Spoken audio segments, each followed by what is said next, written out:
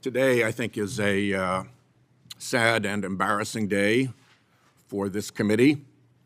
As it looks like on a party line vote, we are going to advance out of this committee probably the most discreditable person ever to seek the office of Attorney General of the United States.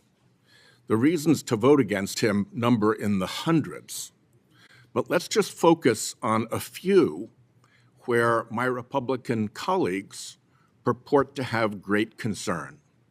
Let's start with the Epstein files, where Todd Blanche participated in the cover-up, continues to participate in the cover-up, and is responsible for a massive screw-up of the release of the documents.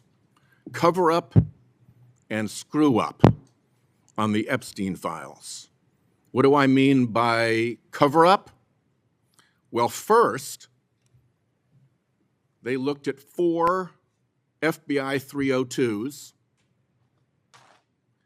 that were the testimony of a woman who told the FBI in a formal statement that she had been sexually assaulted and physically assaulted by Donald Trump around 13 or 14 years of age. Of those 4 302s, they released 1, the one that did not mention Donald Trump. Well, fortunately for transparency, these documents had been released in other areas and bait-stamped. So people figured out that some were missing. And with that, the other 302s that mentioned Donald Trump had to be produced. Only because they got caught were those 302s produced. And right now, as we sit here, Todd Blanche is still sitting on 37 pages that are almost certainly the agent's notes off of which the 302s were taken. That should be disclosed under the Epstein files law, but instead, those 37 pages remain covered up. Where else did the cover-up go? Well, the Department of Justice received suspicious activity reports from the Treasury Department about Epstein's accounts, many of them related to Russia.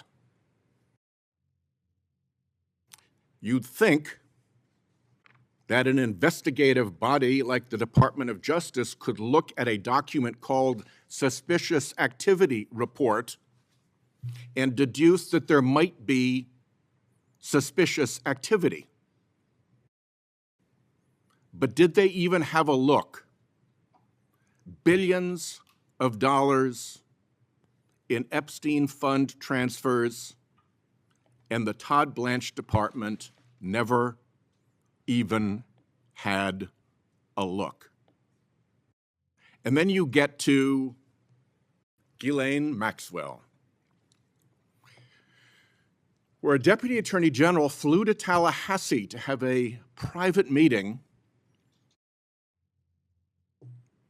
with a woman convicted of participating in Epstein's depravity. And what was the upshot of that meeting? Was it to get more information about who else was culpable, about whose secrets were still being kept? No. It was to get exculpatory information about Donald Trump and then reward her with a move to a club-fed prison. Now, the nominal excuse for that is, oh, she was in danger in her earlier prison, so we had to move her. How often does a prisoner allegedly facing threats or danger get moved to a less secure facility? I mean, think about it. It doesn't pass the test of common sense. So between the botched disclosure, which revealed victims of Epstein's depravity, whose names had not been previously known, in some cases with photographic images with their addresses, in some cases photographs without being fully clothed. Where does the buck stop for that, if not with Mr. Blanche? That was an epic botch that did real harm to Epstein's victims.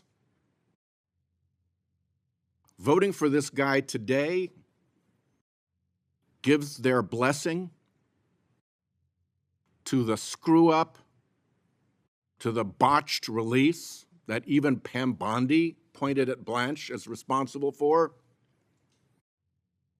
And it gives the blessing to his continuing role in the cover-up of Epstein files. So there's Epstein for you. And let me ask the letter from the Epstein victims to Senators Tillis and Cornyn to be put into the record.